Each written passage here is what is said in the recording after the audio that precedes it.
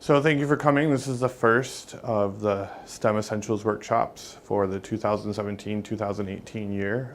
They're taking a theme this year, and so we're going to be talking about learning outcomes assessment and backward design. So in the theory of backward design, we're going to start backwards by starting with what our outcomes are today.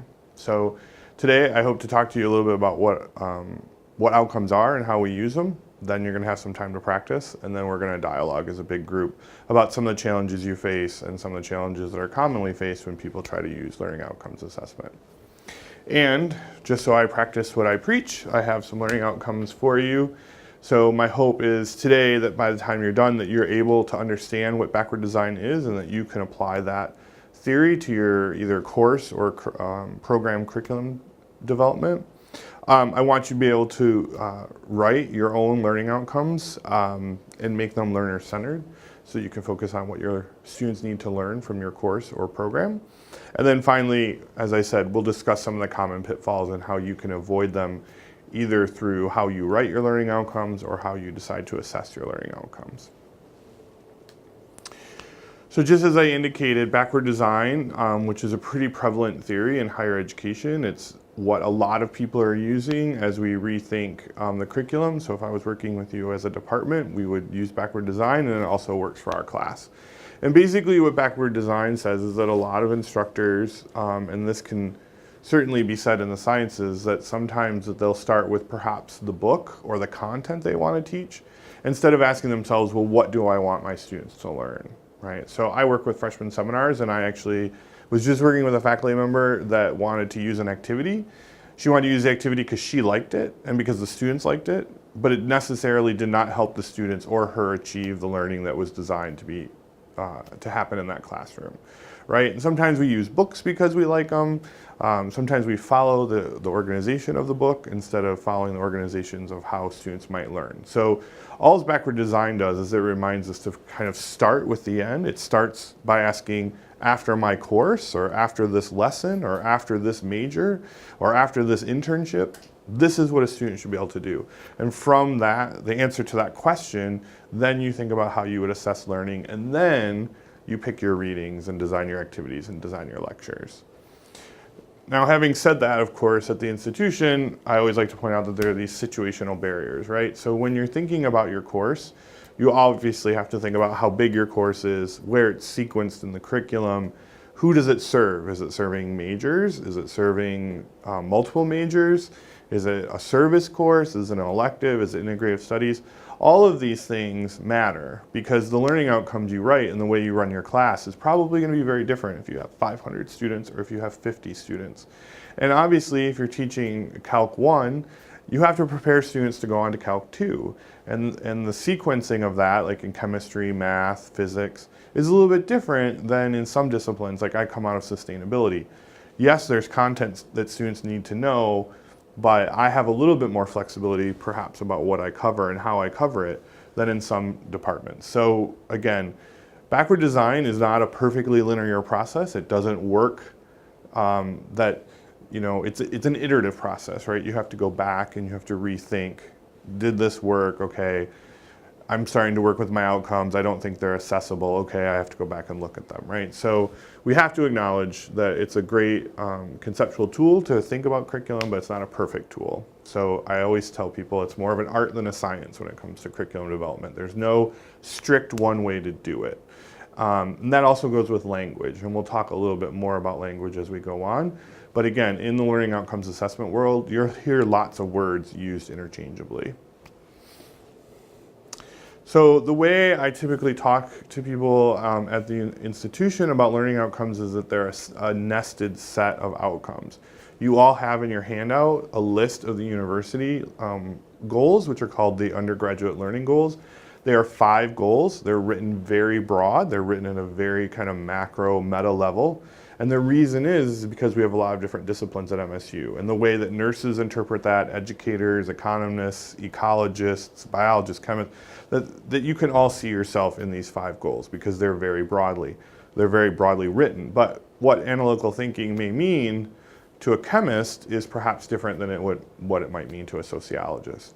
So they're written broadly for that reason. And the idea is, if you think about them as nested, is that As we go down from the university level to the college level to the department level to the course level, that our learning outcomes would be more specific, but they would also be aligned. So as an instructor in a course, you have these very large buckets or these very large domains like analytical thinking or cultural understanding that we would want your learning outcomes to map to.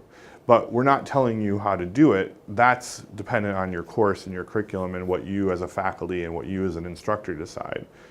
And obviously then what we say at the university level is very general. It's going to get more specific. And so your course level outcomes are more specific. And then in your units in your course, you're going to have even more specific outcomes that are based on your course learning outcomes.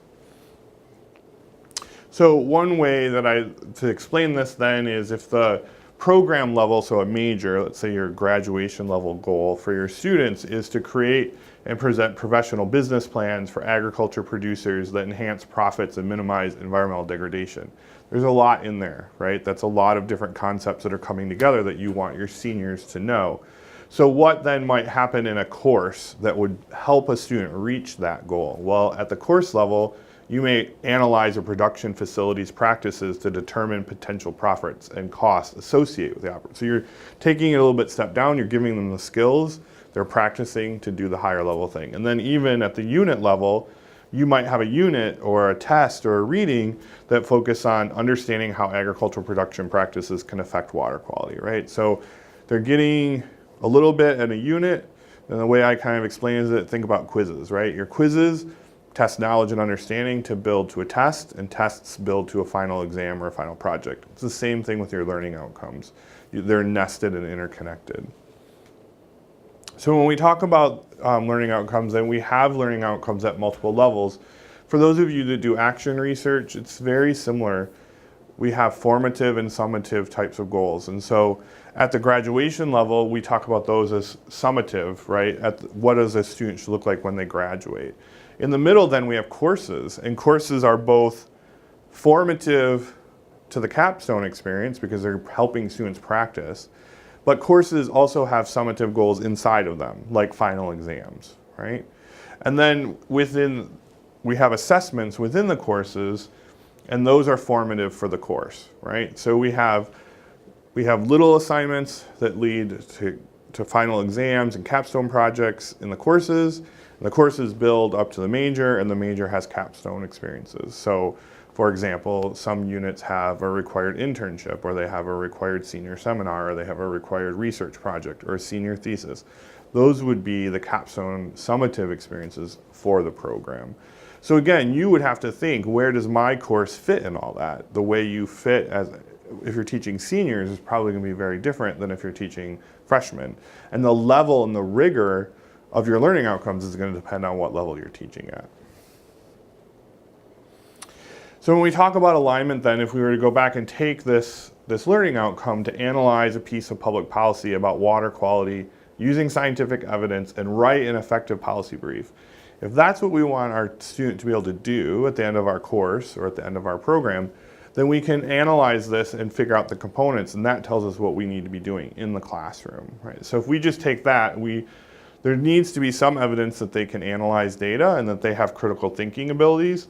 They have to know something about public policy. They have to know something about water quality. They have to know the scientific method and be able to critique it or use it. They have to be able to do something with the data, so they have to interpret and use data. And they have to have a writing ability, right? So all of these things would need to be covered or practiced in order, probably in order for the student to achieve this, unless they had it somewhere else. So the way we think about it is that this learning outcome becomes the basis for us to understand what we're going to do in our classroom, what we're going to teach, what the assignments are going to look like, what the content's going to look like, right? It's all going to be helping the student move forward. And that's the whole idea of backward design, is that you use the learning outcome to design the rest of your course. Now, a really common question, and this is something that you have to figure out somewhat for yourself or somewhat with the faculty, because remember the faculty as a whole own the curriculum, is when you're teaching, you might say to yourself, well, I can't do everything. I was recently at a department, I think as a department they thought they had 170 plus learning outcomes.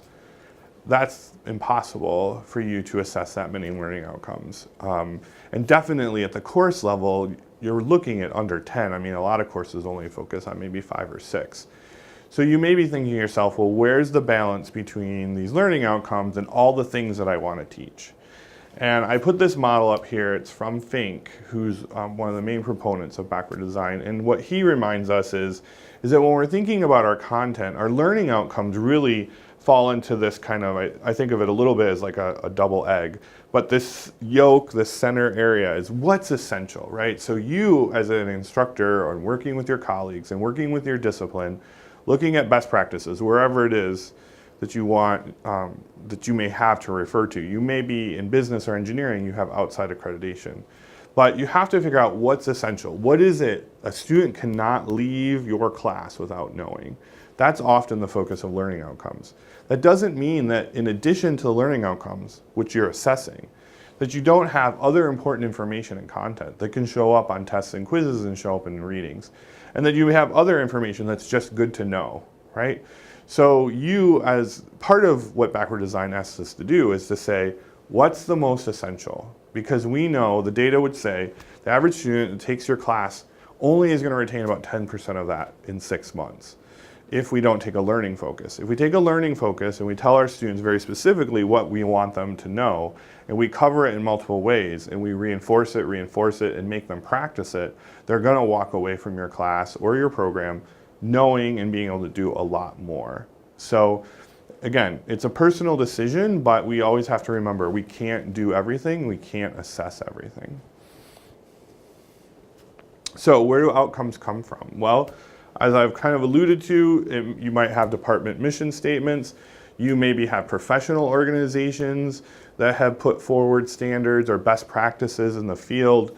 There may be commonplace, for example, in math, right? In math, there may be, say, this is generally what a Calc 1 class looks like, this is what a Calc 2 class looks like, right? So we have information that can guide us in that way. There's also the professional needs, advisory committees, external committees, some units, for example, food science and human nutrition, even though they don't all have accrediting agencies, they talk to their alumni. They have an alumni board that comes in and says, this is what a student needs to be successful in today's world, and that might then impact the curriculum. Same thing, potential employers, industry groups, graduate schools, right? The medical school changes the practices that it uses to get into med school, changes the MCAT. Well, that probably has to ripple down into some of how we're preparing future doctors, right? So those are all sources of information. You can also use your current students and you can audit what's currently happening in the classrooms, right? And that helps you get an idea. So again, no one at the university is here to tell any faculty what their departmental or course outcomes should be, but it does need to be in dialogue. And part of what we're encouraging is that faculty talk to one another in curriculum groups to ensure that the learning outcomes build over time and over programs. So I talked a little bit earlier about the conflict in language, and so, which is really funny, I was just reading something in education, I was like, oh, perfect example for this presentation. So in terms of how outcomes, goals, objectives, competencies, like there's a lot of different words, right? So for the purpose of this presentation and the purpose of the way I talk about this is that objectives are the things that are generated by us as the teachers. So the things that we want to do with the students in the classroom.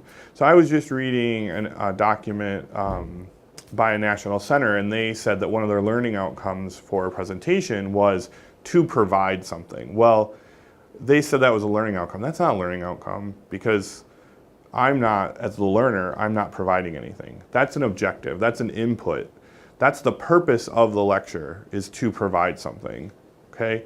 So objectives are inputs. They're the things that we, as faculty and instructors, want to put into the class. They're what we hope the students will learn. They're a statement of the content and the things that we want to cover.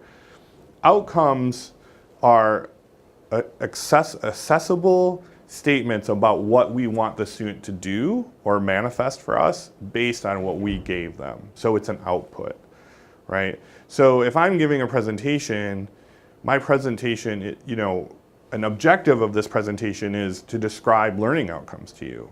That's what I'm doing as an objective. Your outcome as a viewer of this presentation is to create learning outcomes. Okay, so it's a little bit about the verbs, it's a little bit about the way we frame it.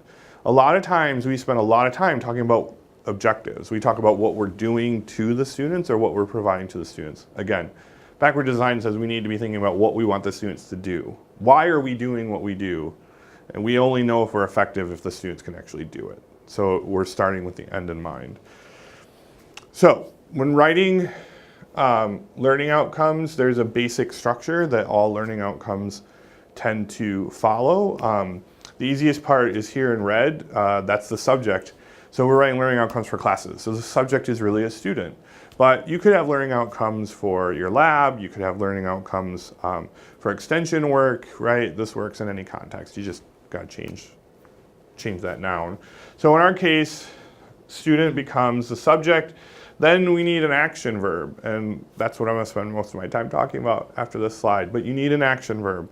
That action verb hits the level of rigor and it hits what you expect them to manifest. So in our example here, evaluate becomes the verb, right? So that's what I'm expecting the students to be able to evaluate something. And then we have the learning statement, which is what needs to be demonstrated and the criteria by which it needs to be demonstrated. So for example, what do I want them to evaluate? Well, I want them to evaluate a regional climate resiliency plan, right? So that's where the content comes in. And then I have to say, well, how do I want them to, how do I want them to evaluate it? Well, in this case, I want them to evaluate it in an oral presentation. So our learning outcomes usually are telling the level of rigor or the level of kind of depth that we want the student to go. Do we want them to remember something? Which in case we just say, hey, define this for me. I know they can remember it. Evaluate means a lot of extra cognitive work on the student's part because evaluating is a higher order skill. Okay, so we need the verb appropriately placed. Evaluate is more of a senior level skill than a freshman level skill. We need the content area in which it's happening, so that could be chemistry, math, right? Differential equations. And then we need how we want it to be manifested, right? And so in this case with presentations, if one of our goals is that students can communicate scientific information, that's a different skill than a student being able to take scientific information and communicate it to a lay audience. So that's where the learning outcome comes in, and it helps to qualify and say really what it is that I expect from my student. So when you're going through your learning outcomes, we talk about, a lot of times we use Bloom's taxonomy. Later in the semester, Corey will be presenting to you some other different, and I will briefly talk about some other taxonomies or hierarchies of verbs. It doesn't really matter which one you use. This one is very common nationally. But the basic idea, as I said before, is that the verb choice you pick defines the level of cognition or the level of analysis that you would want the student to go through. So in the Bloom's example, remember is a recall. Like, I can remember that you told me that. I can remember the formula. Remembering the formula doesn't mean I can do anything with the formula. It doesn't mean I can apply the formula to anything. It doesn't mean I could critique the formula. Certainly doesn't mean I could create my own new formula, which is probably a PhD level skill. So again, the verb cluster that you pick is going to be dependent on what you expect the student to demonstrate and the level of the student. Typically, lower level students, freshman seminars or freshman students are going to be on the bottom. Senior level graduate students are going to be on the top. A common way I explain this is research.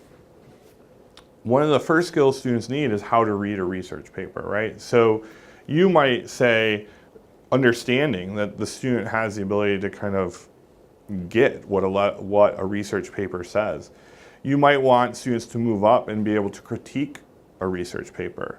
Now at the undergraduate level, you probably don't want to get to the create level, but definitely in PhD program, right, that's the whole point. They're creating independent new research. So again, depends on the topic, depends on your students, but you got to kind of pick the right area.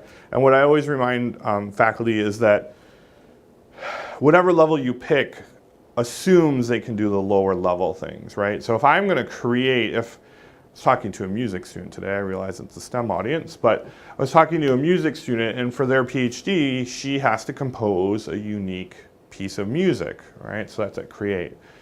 But if she's supposed to compose a unique set of music, that means that she probably has the skills to evaluate what a good piece of music is and evaluate the work of others and analyze an audience and analyze the purpose of the music, right? So all of these verbs assume that the lower level is happening, right? So that's what I always tell faculty is you have to shoot for the highest level of what you expect in your class. Right. So learning subsumes the lower levels, and frequently, again, our objectives or our content are often written at lower levels, right? So we might say, I want students to know about climate change. Well, one, that's not accessible. How would I measure if a student knows about, right? I have to have a better verb. Knows about, understands, right? Learn about.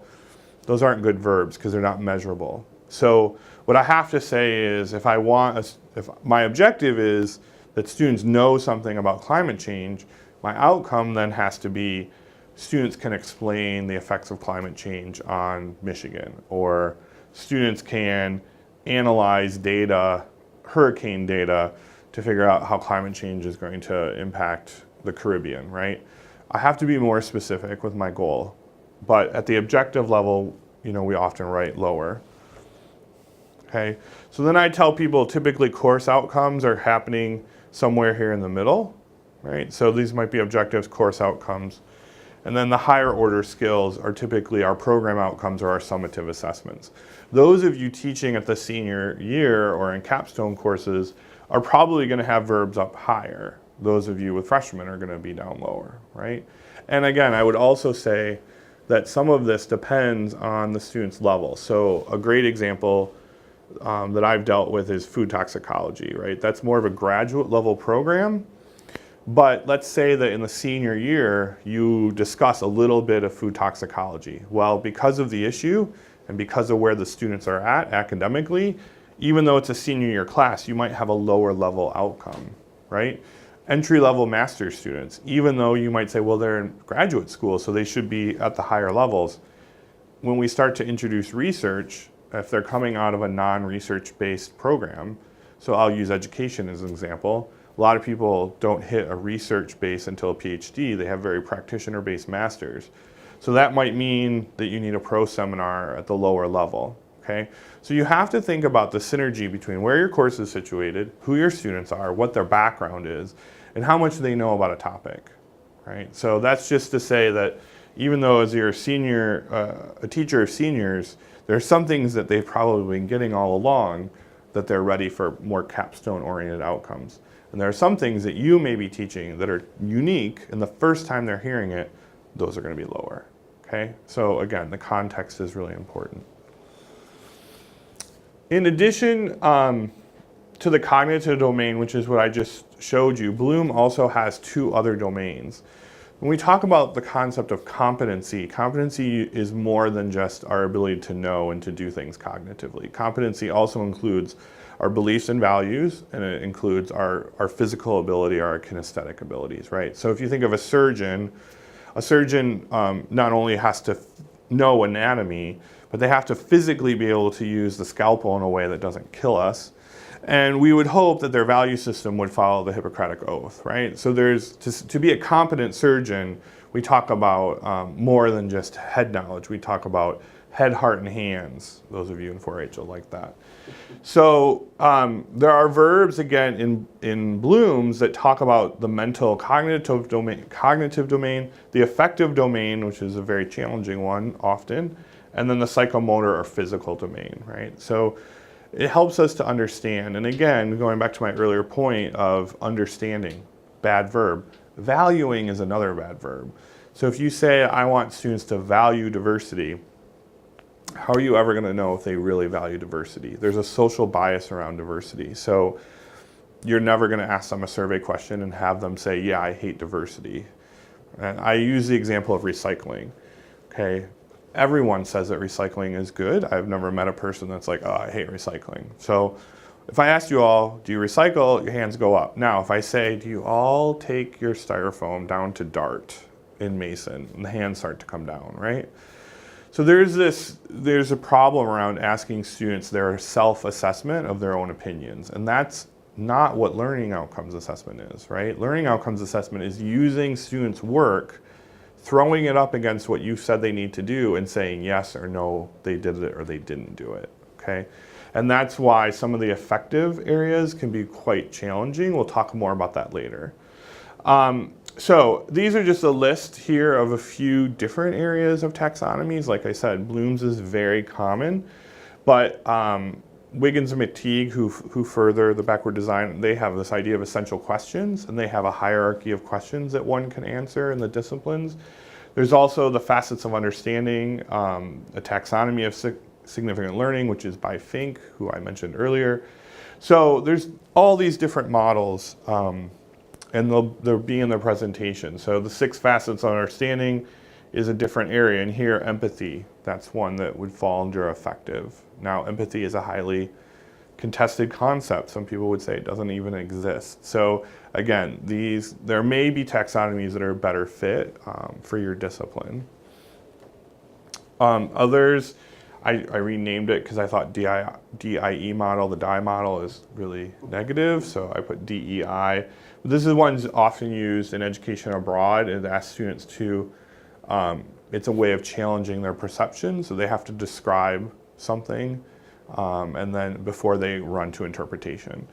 And then the taxonomy of significant learning, which is another way, and one of the important parts of this I just want to feature is this idea of learning how to learn, which has become a pretty popular domain for learning outcomes, which is this idea that our students are coming to us without the information literacy and scientific literacy and computational literacy to do anything, and they lack the ability to sift and sort information and to become lifelong learners. And as a primarily science audience, I'm sure you understand that technology and knowledge of science changes over time, and that to be a good professional and a good citizen, we need to adapt with that information, and we need to be able to read and interpret the world around us. And so this idea of inculcating lifelong learners and having students who know how to go out and find the right information, okay? And then part of that is that with Google, students have access to more and more information. That's why, again, lower levels of cognition, students can Google a fact. What the students need now are the ability to use those facts to do something with, right? And so that's why we're pushing this idea of learning outcomes and pushing the idea of higher levels of cognition. So with that, I'm going to turn it over to the groups, and we're going to give you about 10 or 15 minutes to practice, and I will check in on you, and then we'll come back to the full group discussion. Thanks. All right, everyone. I just want to come back so that we have some time to share your experience as well as ask questions, problem solve, whatnot. So did anyone face a challenge or have a compelling question that they would like to share with the group? Yeah. So we are lecturers for Math 132, Calc 1. And a lot of our learning objectives that we don't necessarily own or institutionally own are computational objectives. It's a service course that a lot of different people have a vested interest in, and there's a lot of tradition over 200 years. One thing that we were wondering is maybe a little bit higher level is navigating a large course at MSU. These math classes are often the first large course maybe. It's a lot of freshmen in our classes. It's a very challenging course. Is that a learning objective even if it's not something that we would ever put in our assessments? Like, you know how to deal with the 2 different course websites and the lecture videos and the online lecture notes and the web work and the Math Learning Center and all the office hours. You're learning how to be a student at a place like MSU where you're not going to be in all 30-person classes, and maybe how do we make that more of an intentional part of what we're doing? Yes. So if you look at FINK's taxonomy on there, it talks about lifelong learning, or learning to learn, learning to be a lifelong learner. So what I would say is, remember when we talked about the sources of our outcomes? Well, one of the institution's outcomes, for those of you who aren't aware, is the gap in graduation rates between different identities on this campus and the different retention rates, right? So for those of you who are teaching first-year courses or maybe have first-year students, it's perfectly acceptable for you, especially if you're passionate about your teaching and working with your students, to have an outcome like that. There are ways, and we're going to talk about them. Assessing an outcome doesn't always have to be a grade, right? It could be an observation on your part. And what if you collectively, so if we use Math 132 as an example, if the instructors of Math 132 could agree to observing and collecting data about how students navigate that course, and then talked about it, and then made changes to that course, you are doing learning outcomes assessment, right? And it doesn't ever have to be a grade, right?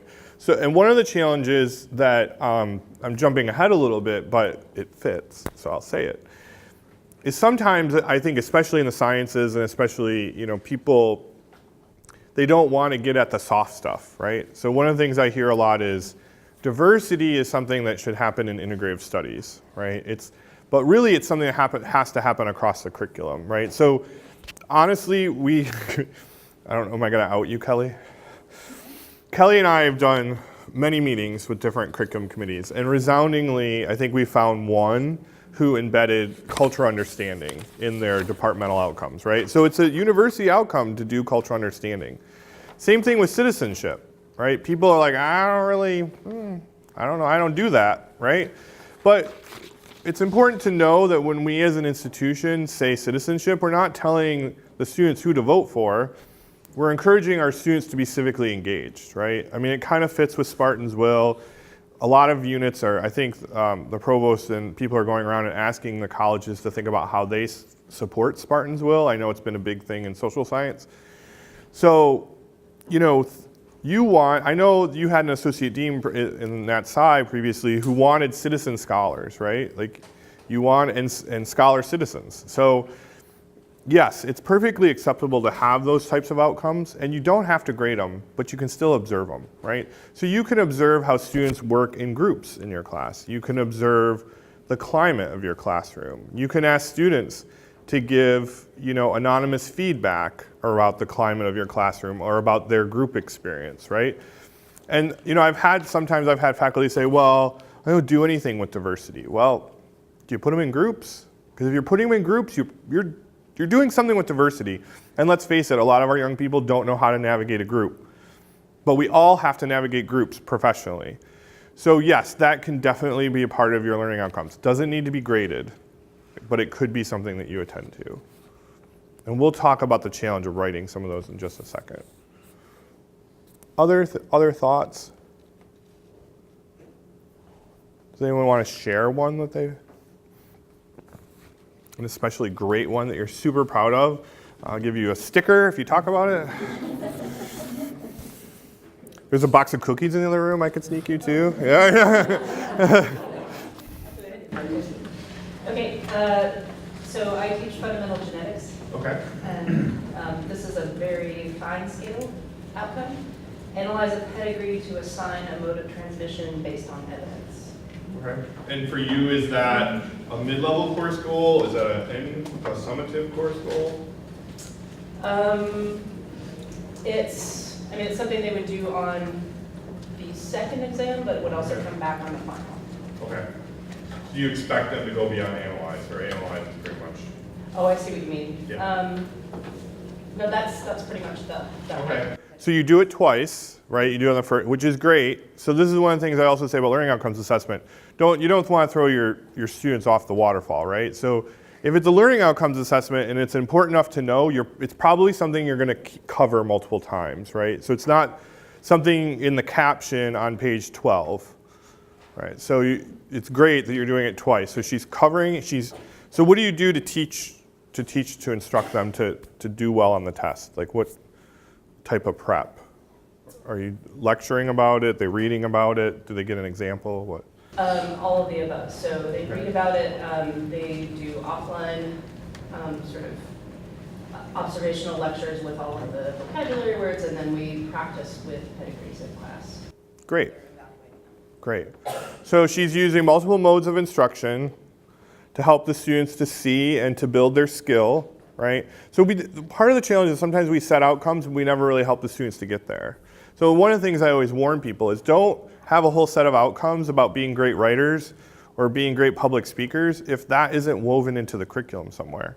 And it doesn't mean you have to teach it. It could mean someone else in your department teaches it. It could mean it's a requirement somewhere else. But we have to prep the students to do well. And one of the challenges that I sometimes see with faculty is they write an outcome where there's kind of an intervening variable that's going to mess it up, right? So, for example, I've been trying to wrap my head around 3D printing, right? Which takes a program where you have to make a model, right?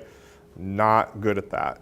If I said for my class that all students have to make a 3D model of, I just took students to Japan, right?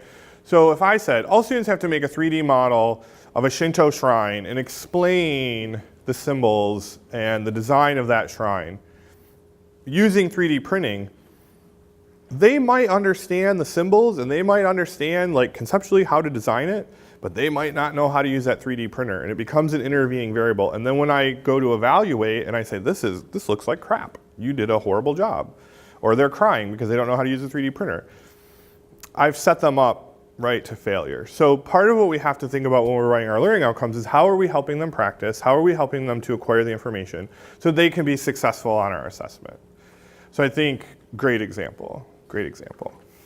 So Terry can kick me for this later. So in her objective, was there a criterion in that objective? So that was a question that I had. I feel Okay. like I have been writing learning objectives for a while, but I'm not sure that I'm including a criterion, or at least I think it's implicit. Well, if it's on a test, you don't always necessarily need to have a criterion like that, but if you're expecting to do it in writing or to do it in public speaking or to do it to a certain type of audience versus another type of audience, it depends. And so what I always do, like in this example, right, we could break it down. What would you need to do in your class to help a student to hit that learning outcome? What would you cover? Well, you probably have to talk about how to do an oral presentation and what a professional audience is. Okay, so somewhere, either in your class or a requirement, right? You don't have to do everything in your class. Some departments, I know food science, I think animal science is doing this a lot, nutrition's doing it. They're having, increasingly, departments are creating classes, right, where students learn to do a resume or learn to do a presentation, right? So somewhere, right, students need to gain that skill. But yes, let's pretend it's not happening anywhere else. So you would need to talk to them about oral presentation skills. You probably need to work with them to distinguish how you talk about science depending on who your audience is, right? So you might talk about specifically communicating science. You might talk about them about the appropriate uses of data or how to portray data visually, okay? You also would probably be talking about what climate resiliency means, and you're probably also gonna help and practice evaluating or analyzing plans somewhere along the way so they start to understand how that happens. And then when you make your rubric, so let's say that this is the senior presentation, right? Your rubric needs to be divided in such a way that you can say whether the students have hit these points, right? So there's a cognitive skill of being able to evaluate and perhaps use knowledge of climate resiliency, but there's also the public speaking part. There's also might be the effective communication of science part. There also might be the design of your visual aid part. So you have to think through, from your outcome all the way through to your rubric, what is it that you're expecting the student to see? And they have to be aligned. And so one of the things, again, Kelly and I just had this conversation the other day, is if you're just in your assessment giving a lump grade, it's not nuanced enough to capture learning outcomes assessment, right? So in your case, she would need to know the questions that relate to her learning outcome on her test so that she could say, yes, they did, or yes, they didn't. If she just took the test grade, they could have bombed all the questions on that outcome, did well on all the others, and still gotten, right, a 3.5 in the class. But they actually, the gap between the 4-point was all about a single learning outcome. So part of it is, when we design our tests, is to be nuanced enough to know what did they do well on, what didn't they do well on, right? Because that informs how you'll iterate for the next time. Same thing with our rubrics. I could stand up here and give a wonderful oral presentation with a beautiful set of slides and totally communicate all the wrong things, not understand what I'm talking about, right? Just be all fluff. I could get a 3-point if you wrote a rubric because I spoke well, but I missed the content piece. Does that make sense? So you have to have, and that's why I said this is iterative. Sometimes people write rubrics or they design assignments. I was talking to a faculty the other day. She's like, the students did a debate and the group carried individuals, and I couldn't discern from my assessment if the student hit the learning outcome about knowing what they were talking about. So she had to go back and reconceptualize the assignment because it was to make it more individualized. That's why I say that this is iterative, right? You start with your learning outcome, you think about what you want. It's going to take you time to get the right assessment. I find that writing a rubric takes me 3 or 4 times. Sometimes I get frustrated and I'm like, ooh, those kids don't follow the directions. And suddenly I put 10 points for following the directions. And then the next year they all follow the directions and they all get 10%. I'm like, damn, and then they all get a high grade. And I'm like, that's not quite what I wanted, right? So there's an interesting sweet spot in how this all, that's why I say it's more of an art than a science, because you have to, and the more practice you do, the easier it gets.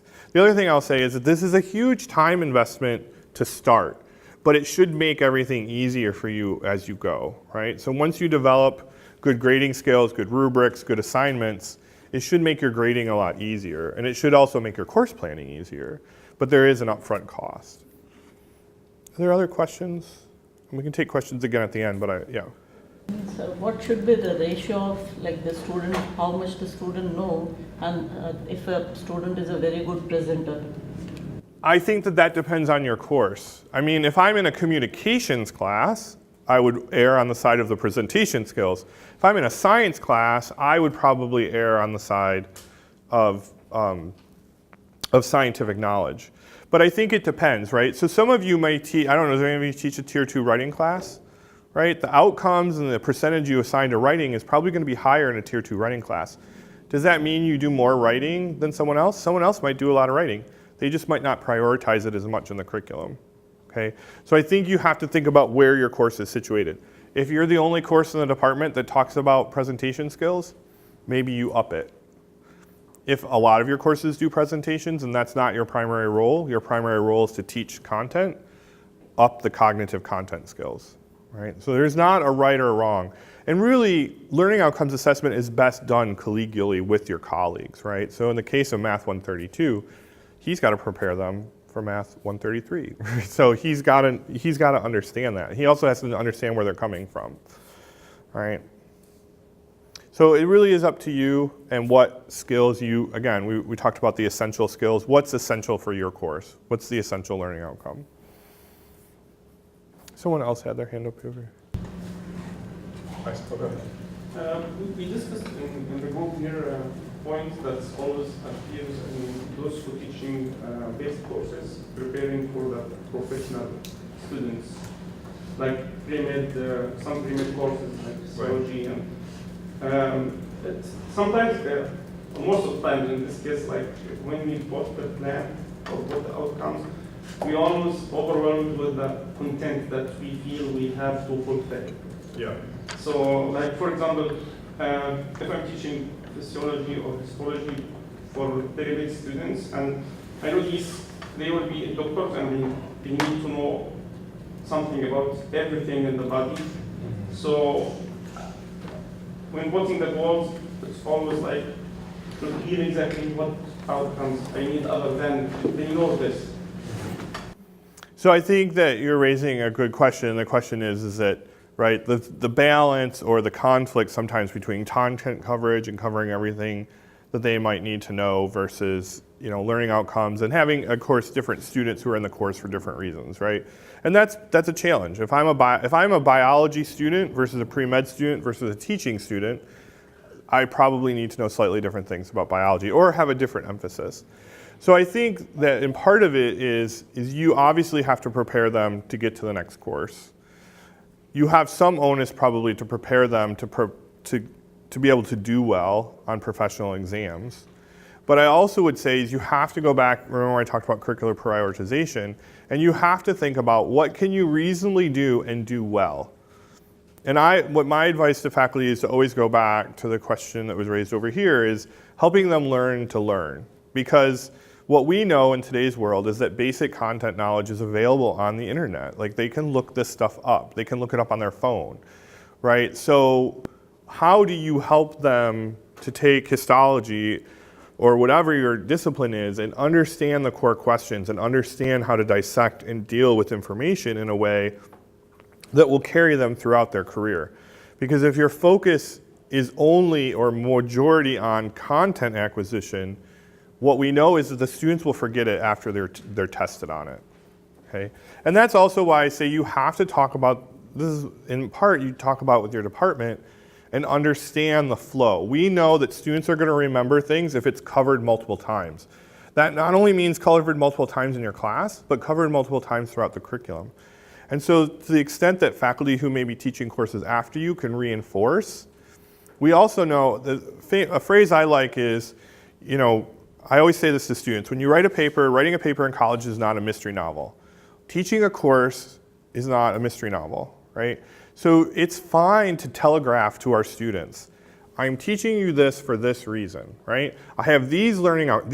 I'm teaching you this because you need this in the next class to accomplish such and such task. I'm teaching you this because when you take the MCAT, this is going to be on it. I'm teaching you this because this is a core concept in our field. And if you don't understand this, you're going to be challenged as you go on, right?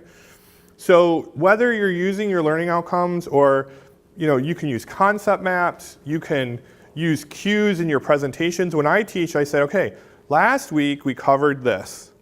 This week we're going to talk about X, Y, and Z, and this is why, and then we're going to go here, right? So I give them a mental picture of where we're going. I sometimes talk to faculty about teaching is like theater. You have to decide what gets put in the front of the stage, and you have to decide what gets behind the scenes, right? There's some things you're not going to tell students, or some things you're not going to cover with students, or some things that students don't need to know. But what you decide to put on the stage, it's very appropriate to have stage directions, right? We talk to students about pre-reading, right? And reading the headers, reading the chapter objectives. We ask students sometimes to read the textbook backwards, right? Read the questions for the chapter, and as you're reading the chapter, answer the questions, right? All of these things are cues so that they know what's important. That's what a learning outcome is. You're telling them what's important, and you're showing them how it maps throughout your course. Now, that's kind of a long, roundabout answer and a lot of different tips. I can't answer for you specifically how to balance, because I'm not in your discipline and I'm not in your major, right? I think that that's a conversation that you have to have, the specifics, right?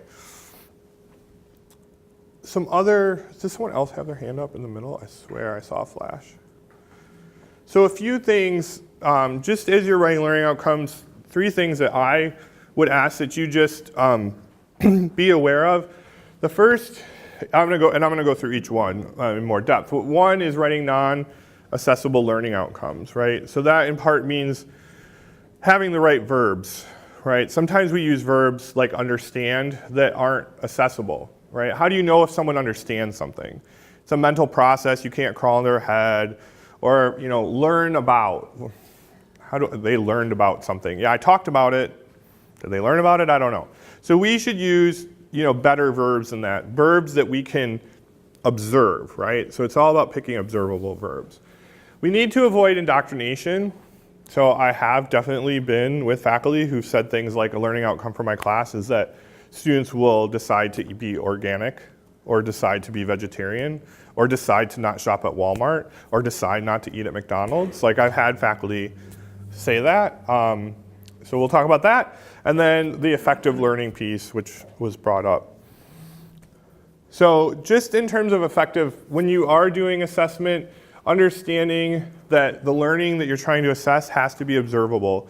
So you have to write your learning outcome in an observable way. Right? And there's lots of different ways to do assessment. We have direct and indirect. I'm going to talk a little bit more about that. Formative, summative, right? So we can do tests. We can do clicker questions. Clicker questions can be a form of assessment, right? I have a faculty member who keeps track, and when the students all get the clicker question wrong, she knows that that's something she's got to go back and cover. And then for the next year, she augments what she does on that subject, right? So there's lots of different ways to do assessment. But your assessment should answer the question, did students learn what you wanted them to learn? Okay. So some ways of doing direct assessment is obviously the products And direct assessment is what we're required to have for accreditation, is right? They want direct. So you can have multiple ways of assessing, but some of it has to be direct. So watching what they do, their assignments that they turn in. If I don't know if any of you do experiential learning or if you do like internships, but peer, employer, or stakeholder evaluations, one of the things that some units are starting to do is a 360 evaluation. So if I'm in a group of 4 people, I evaluate myself and my 3 teammates, they evaluate, right? That gives you assessment about how they worked in a team. Doesn't mean you have to grade it, but it gives you information about how they can work in a team, if that's part of your learning outcomes. And then there are external instruments that could be directly aligned. So, professional engineering exams, if they're aligned. Teacher education, they use the subject area test maybe. But there are also indirect measures, so satisfaction surveys. Really, sometimes people say, oh, I evaluate my class, sirs. Well, not always good. It tells you if the students like the class sometimes, but it doesn't tell you what they learned. Right? So that's the difference. Learning outcomes assessment tells you what the student can do. It's not what the student thinks they can do. So if you do a survey, then students say, yes, I think very well. This class very well helped me to balance chemical equations or do differential whatever. I'm not a science person. That's great. They think they can do it. We also know that students overrate themselves a lot of times. We know that women tend to underrate, men tend to overrate. Lots of messiness in the self-rating. Okay? We can do transfer measures, so like how successful people are getting into grad school. We can do alumni surveys. We can do job placement rates. All of these things can help inform how we're doing in the classroom, but they're not directly learning outcomes assessment. Okay?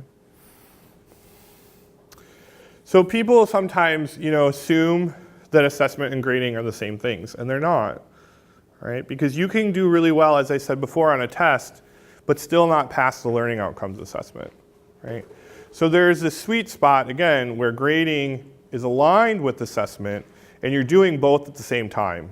And that's usually what I advocate to faculty, is figure out a way to shape what you're doing in the classroom, to gather the data, to answer the question, did my students learn what I want them to learn, right? But you may do things like quizzes or whatnot that have nothing to do with grades. And you may do things, like I said, the group self-assessment, 5-minute papers at the end of class. I do a technique, it's called the I can believe window. CAN stands for challenge, A stands for affirm, and N stands for new. And at the end of class, I'll just say to students, just write, no names, what did I cover today that challenged you? What did I say that affirmed that something you already believed or already knew? And what did I say today that was new to you, that you never heard before? Okay? You would believe at some of the inane things that they write on those papers that tell me like, oh, they totally misunderstood what I was trying to say. They totally got that wrong.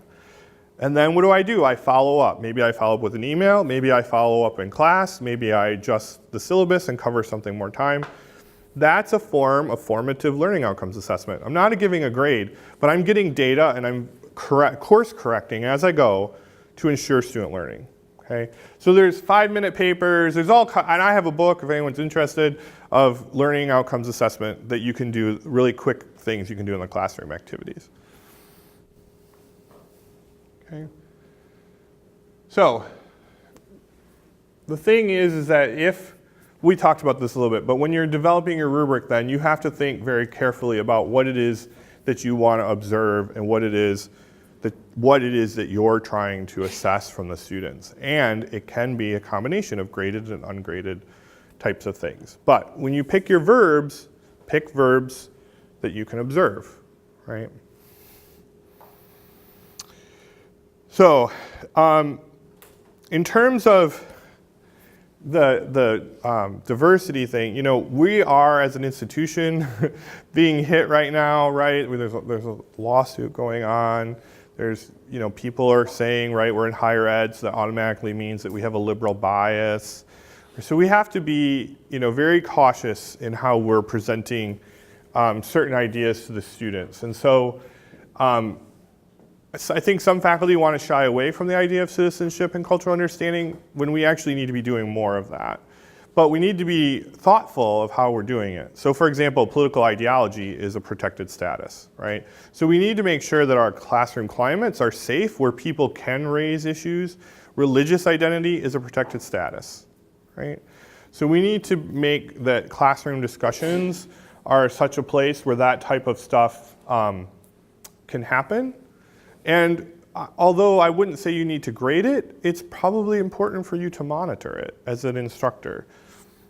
And so we also need to be careful that we avoid leading languages. So like I said, I've had a faculty member who had an outcome that said the students are not going to shop at Walmart anymore. I said, how would we ever know if that happened? You're going to follow them around for the rest of their lives? Probably not. So I said to her, what is it that you really want them to know? How can we write that as a learning outcome? And what she really wanted them to know is that students can describe how their consumer decisions influence labor policy, right? She wanted them to be able to research an organization and to say, you know, when you shop at these organizations, you're basically supporting them and they have power. And she wanted them to make the connection, okay? So we can reframe that to be a little less biased, right? We're giving the students a cognitive tool to live their life. We're not instilling a certain value, okay? Students will believe in climate change, right? Now, I've had this conversation. I know I've had faculty say that they won't even acknowledge the fact that there are climate change deniers out there. But the problem is that there are climate change deniers out there, and they are on this campus, and they are some of our students. And if we just act like they're not there, that's not necessarily going to change their mind.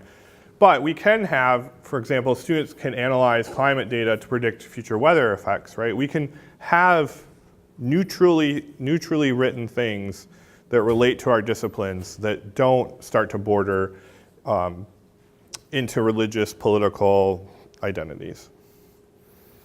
All right.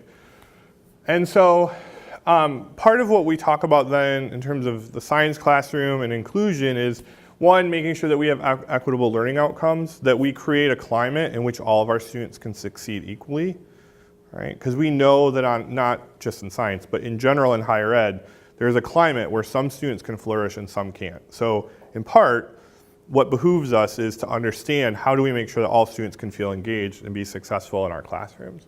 We also need diversity happens best when it's in the context of our discipline, all right?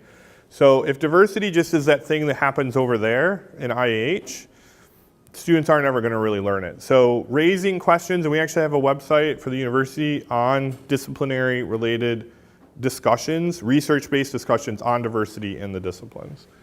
And then they need the life skill of being able to work across diversity. They need the ability to learn to work and listen to other people and to acknowledge different perspectives. So at the very least, that can be a part of our learning outcomes. And back to this, learning how to learn, learning how to navigate a system, learning how to navigate a system with very diverse people, learning how to work with people who are different from ourselves. Those are all appropriate learning outcomes. And then just in terms of assessing the soft stuff, it's kind of come up, there are different ways to write learning outcomes that are actually accessible. So that's why I gave you the Bloom's taxonomy for effective learning. But for example, if we want to know if a student can interact effectively on a team, what could we do? Well, we might observe the team interacting in class. We might do peer evaluations. We might get employer or lab supervisor. That's something, if you have a grad student supervising a lab course, they could be observing the functionality of the teams and providing you with feedback. If we want them to value diversity, again, we can't assess valuing diversity. If I give them a survey that's supposed to assess whether they value diversity, there's a social bias. They're going to say that they do. It's like recycling, right? If I say, do you all like recycling? You're all going to say yes. If I turn around and say, do you all recycle styrofoam? Some of you are probably going to say no. So we know a weak connection between espoused values and actions. But what can we observe? Well, we can observe if the student actually seeks out opportunities to engage with diversity. We can observe who they want to group up with. We can observe if they take advantage of co-curricular activities. We can observe if they go who they work with, right?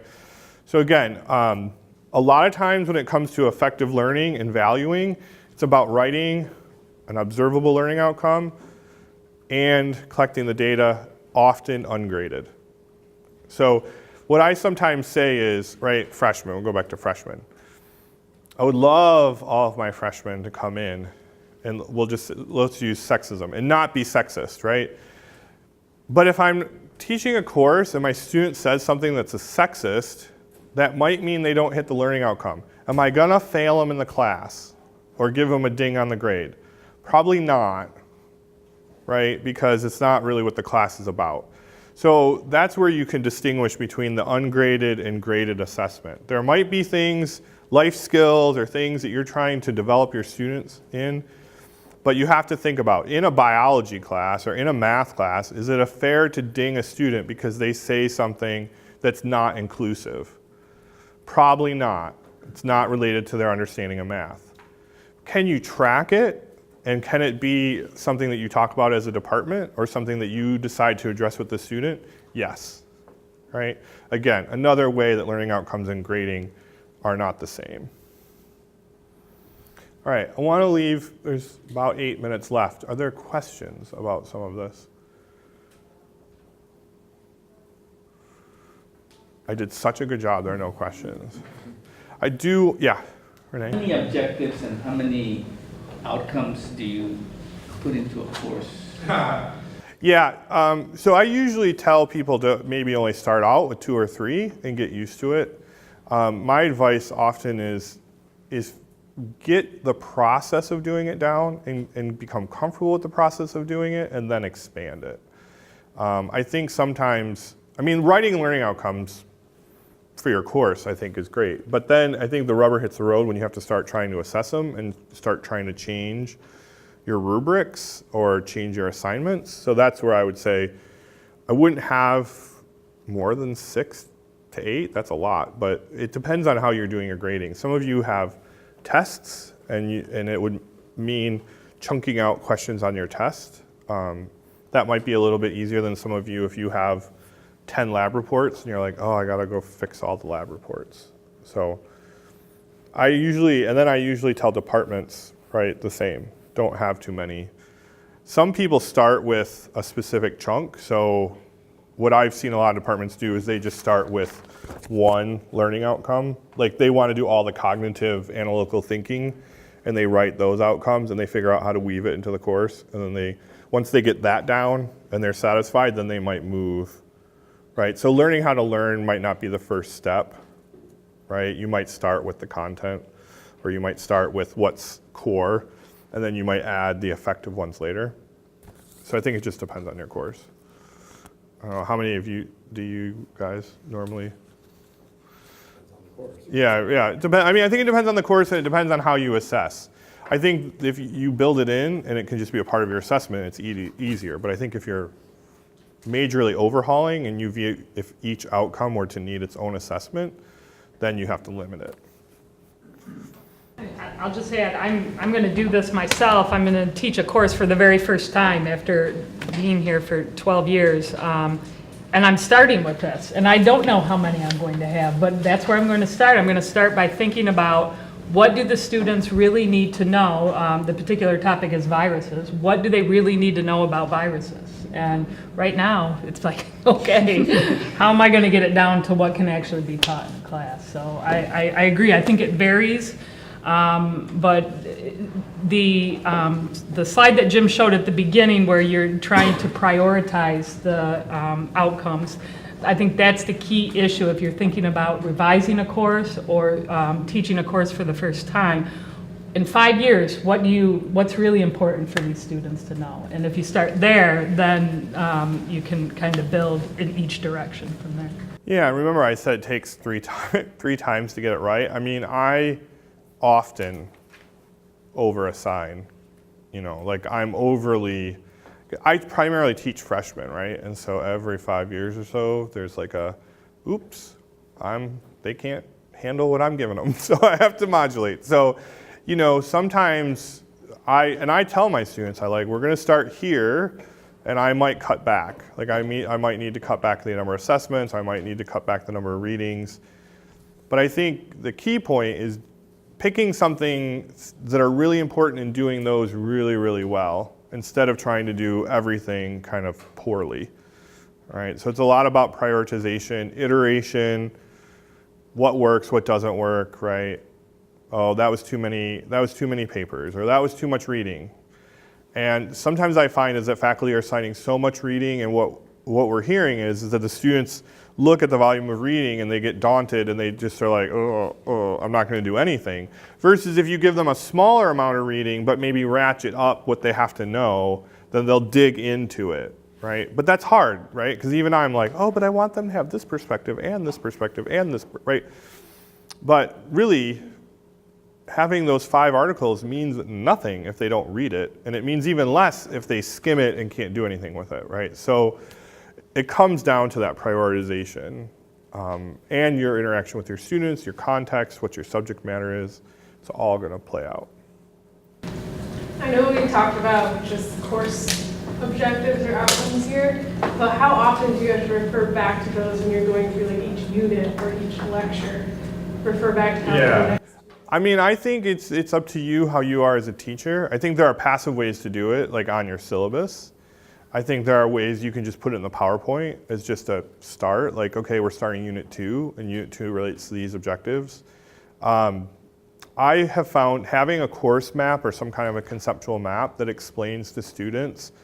So I once took an org theory class, right, and the point of the class was we learned 5 different perspectives, 5 different research perspectives on the organization, and we moved through and built upon them. And the teacher gave us a map, and she would say, okay, we're in this body of research now we're shifting to this body. It was helpful as a student, and so I try to do the same thing as a teacher, is just to say, here's the big picture question, or here's the end goal, right? This is what I need you to be able to do on your final exam or in your capstone, and here's the map of how we're gonna get there. And then just every time I shift, I can throw up the same map and just highlight a different part of it. It's like, okay, we did Unit 1, this was the purpose of Unit 1, now we're in Unit 2, and now we're talking about this. And then I have on my syllabus a matrix that aligns my course outcomes with my assessments. So that they know when you write issue paper 1, it's relating to these outcomes with this rubric, right? So it's about alignment and just making it clear. Yeah.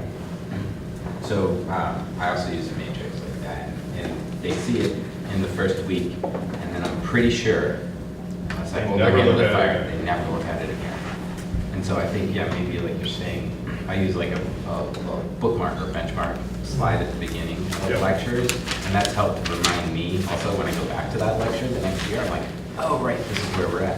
And because I don't think they really look at the syllabus ever again unless you're done. They don't. And so one of the things I do a lot of study abroad programs, and I always try to, anyone who leads the program with me, I try to train them on it, because I am draconian about read the syllabus. Like if they come in, I'm like, read the syllabus. Oh, that's in the syllabus. Have you read the syllabus? And after day 3, they stop asking those questions and they start reading the syllabus. So I think if we made a compact as a group of faculty to say, we're going to keep referring to the syllabus and keep reminding, I think the syllabus is like a lost art form on campus. Students don't know to go check it. But I think if we can keep reminding them that the answers to their questions and a lot of important details are in the syllabus or in D2L, however you do it, it would be helpful. But you're right, they don't go back and read those things. We started giving them a quiz on the syllabus. Yep. Yep. I mean, that would fit in the learning how to learn, right? Because they need to know how to read a syllabus. And I also view it as like when you go get a job somewhere and your boss tells you what to do, you don't get to go back to your boss every day or every hour and say, what was it I needed to do? How do I, right? Like there's an expectation that they can figure this stuff out. And what we're hearing is, right, they can't. So I think however is comfortable for you to build those cues in and hold them to it, right? Hold and say, you need to read that syllabus before you come ask me that question. So we're out of time, exactly. But my name and email is on the back of that front sheet. There's also a website that links to the university learning outcomes and the university rubrics. So if any of you ever have any questions, please let me know. The video and the handouts, as well as some important web links, will be put on the STEM Essentials website. Anything else? Just as a reminder, we'll have 2 more sessions on related topics this semester, 4 weeks from now, same place, same location.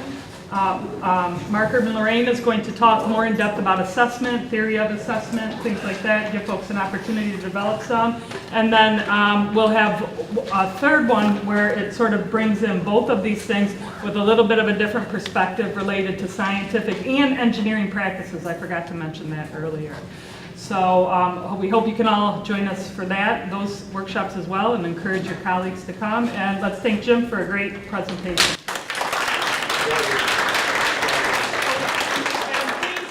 Evaluations out on the table, and we'll make sure that we continue to try to improve these. And if you have ideas for other workshops on the back, we welcome that too.